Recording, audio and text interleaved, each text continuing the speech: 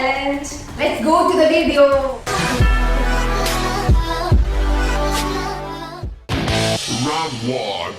എനിക്കറിയാം അപ്പുവേട്ടാ, പക്ഷെ അപ്പുവേട്ടൻ എന്നെ സ്നേഹിക്കുന്നതിനേക്കാൾ 1000 ഇരട്ടി ഞാൻ എൻ്റെ മൊയ്തീനെ സ്നേഹിക്കുന്നുണ്ട്. അതിനേക്കാൾ 10,000 ഇരട്ടി മൊയ്തീൻ എന്നെ സ്നേഹിക്കുന്നുണ്ട്. എന്നെ നിർബന്ധിച്ച എന്റെ ശവത്തിലായിരിക്കും അപ്പുവേട്ടൻ താലിയാട്ടുക. ഇനി 1000 വർഷം ഈ രാത്രി കിടന്ന് നരകിച്ച് മരിക്കേണ്ടി വന്നാൽ എന്റെ മൊയ്തീന് വേണ്ടി ഞാനത് ചെയ്യും. എനിക്കറിയാം അപ്പോട്ടാ, അപ്പോടെ സ്നേഹിക്കുന്നതിനേക്കാൾ 1000 ഇരട്ടി മൊയ്തീനെ എന്നെ സ്നേഹിക്കുന്നുണ്ട്. അതിനേക്കാൾ 10,000 ഇരട്ടി ഞാൻ മൊയ്തീനെ സ്നേഹിക്കുന്നുണ്ട്. ഇനി അപ്പോടെ എന്നെ നിർബന്ധിച്ച എന്റെ ശവത്തിലായിരിക്കും അപ്പോട്ടെ താരേണ്ടത്. ഇന്നൊരു 1000 വർഷം ഇന്നത്തെ കിടന്ന് അറിയിച്ചാൽ എന്റെ അപ്പോട്ടിന് വേണ്ടി ഞാനത് ചെയ്യും.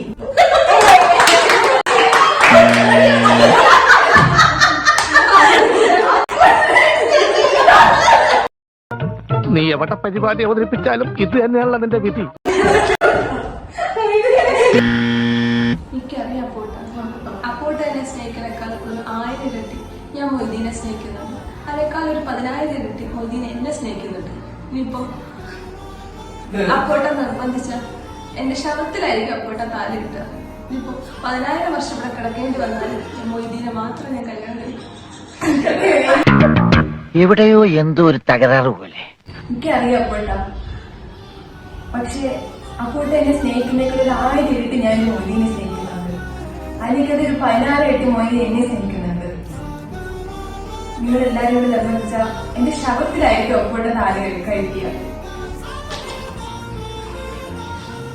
ഇനി ഇതിന്റെ അകത്ത് 1000 വട്ടം അറിയിച്ചാലും ഞാൻ എന്റെ മൊയ്തീനെ മാത്രമേ കിട്ടുള്ളൂ. ഇത് മൊയ്തീൻ തന്ന വാക്കാണ്.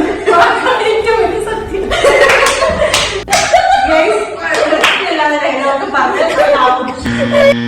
എനിക്കറിയാം അപ്പോട്ടാ, പക്ഷെ അപ്പോട്ടെ എന്നെ സ്നേഹിക്കുന്നതിനേക്കാൾ 1000 ഇരട്ടി ഞാൻ മൊയ്തീനെ സ്നേഹിക്കുന്നുണ്ട്. അതിനേക്കാൾ 10,000 ഇരട്ടി മൊയ്തീൻ എന്നെ സ്നേഹിക്കുന്നുണ്ട്. ഇനി അപ്പോട്ടെ എന്നെ നിർബന്ധിച്ച എന്റെ ശവത്തിലായിരിക്കും അപ്പോട്ടെ താലി കെട്ടുന്നത്. 1000 വർഷം ഇവിടെ കിടന്ന് നരകിക്കേണ്ടി വന്നാൽ എന്റെ മൊയ്തീന് വേണ്ടി ഞാൻ അത് ചെയ്യും.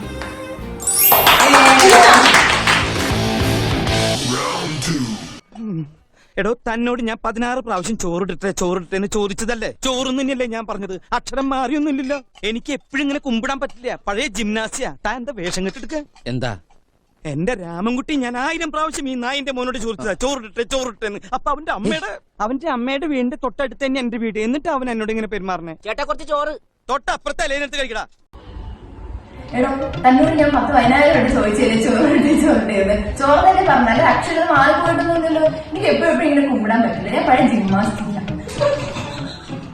എന്റെ രാമകുട്ടി, ഞാൻ ഈ നായിന്റെ മോനോട് 10,000 വട്ടം ചോദിച്ചാ ചോറിട്ടുണ്ട്. അപ്പൊ അവന്റെ അമ്മയുടെ എന്റെ തൊട്ടടുത്ത് എന്റെ വീട്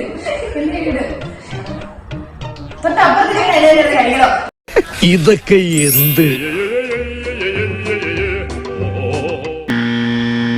ഇയാളോടൊരു 16 വട്ടം ഞാൻ ചോദിച്ചില്ലേ ചോറിട്ടെന്ന്. ചോറെന്നല്ലേ പറഞ്ഞ, അക്ഷരം മാറിക്കൊടുന്നില്ലല്ലോ. എപ്പോഴും എനിക്ക് ഇങ്ങനെ കുമ്പിടാനൊന്നും പറ്റില്ല. പഴയ ജിംനാസ്റ്റി ഞാൻ ഇയാളെന്താ വിഷം കണ്ടെടുക്ക? എന്റെ രാമകുട്ടി, ഞാൻ ഇയാളോട് 10,000 വട്ടം ചോദിച്ചു ചോറിട്ടെന്ന്. ചോറിട്ടല്ലേ ഞാൻ പറഞ്ഞ അമ്മയുടെ വീടിന്റെ തൊട്ടപ്പുറത്താണ് എന്റെ വീട്. ഇതിട്ട് അവൻ എന്നോട് ഇങ്ങനെ തൊട്ടപ്പുറത്തല്ലേ കഴിക്കണം. തന്നെ ചോറ് നല്ലോണം പറഞ്ഞത് അക്ഷരം മാറിപ്പോകുന്നില്ല. എനിക്ക് എപ്പോഴും കുമ്പിടാൻ പറ്റില്ല. ഞാൻ പഴയ ജിംനാസ്റ്റി അറിയാലോ. എന്റെ രാമകുട്ടി, ഞാൻ ഇയാളോട് 1000 വട്ടം ചോദിച്ചാൽ ചോറിട്ടെന്ന്. അവന്റെ അമ്മയുടെ വീടിന്റെ തൊട്ടപ്പുറത്ത് തന്നെ എന്റെ വീട്. എന്നിട്ട് അവൻ എന്നിട്ട് ഇങ്ങനെ പെരുമാറുന്നത്. തൊട്ടപ്പുറത്തല്ലേ കഴിക്കണം. തന്നെയോ അല്ലോട്ടോ ഞാൻ പറഞ്ഞ ചോറിട്ടെന്ന്. അക്ഷരമൊന്നും മാറിപ്പോയിട്ടില്ലല്ലോ. എപ്പോഴെപ്പോഴും ഇങ്ങനെ കുമ്പിടാനും പറ്റില്ല. ഞാൻ പഴയ ജിംനാസ്റ്റി. എന്റെ രാമകുട്ടി, ഞാൻ ഈ നായിന്റെ മോനോട് 1000 ആവർത്തി പറഞ്ഞു ചോറിട്ടെ. അപ്പൊ അവന്റെ അമ്മയുടെ കഴിഞ്ഞ അതെത്തിയില്ല.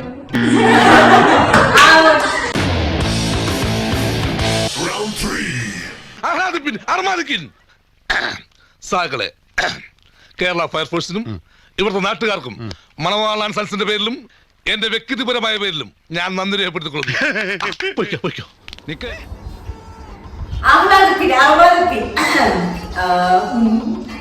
കേരള ഫയർഫോഴ്സിനും നാട്ടുകാർക്കും മണവാളൻസ് ക്ലബിന്റെ എന്റെ പേരിൽ നന്ദി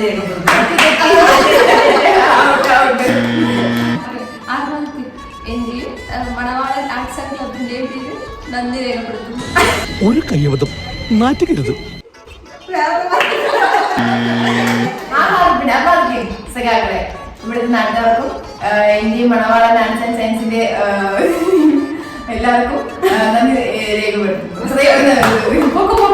ഇതിനപ്പുറം ചാടിക്കടന്ന സഖാക്കളെ, ഫയർഫോഴ്സിന് ഈ നാട്ടുകാർക്കും എന്റെ ഈ മണവാളൻ ആർട്സ് ആൻഡ് സയൻസിന്റെയും എന്റെ വ്യക്തിപരമായ ഇതിലും ഞാൻ നന്ദി രേഖപ്പെടുത്തുന്നു.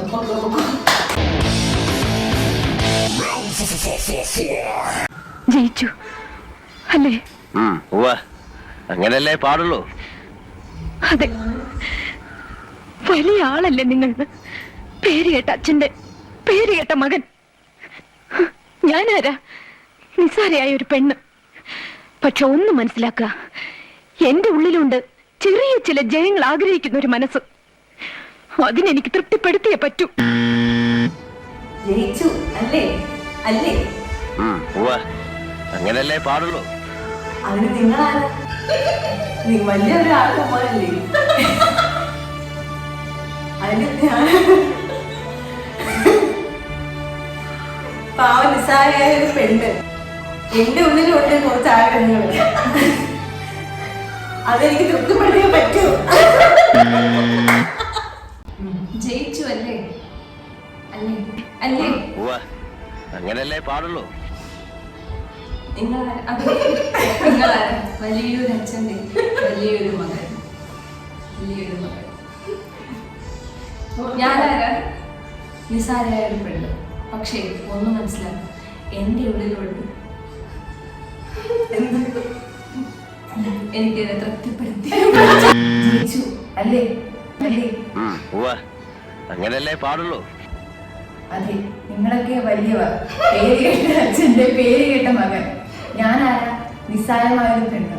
പക്ഷേ ഒരു കാര്യം ഓർക്കുക, എന്റെ മനസ്സിലുമുണ്ട് ചെറിയ ചെറിയ ആഗ്രഹങ്ങൾ വിജയിപ്പിക്കുന്ന മനസ്സ്. അതെനിക്ക് തൃപ്തിപ്പെടുത്തിയേ പറ്റൂ. ജയിച്ചു അല്ലേ? അങ്ങനല്ലേ പാടുള്ളൂ.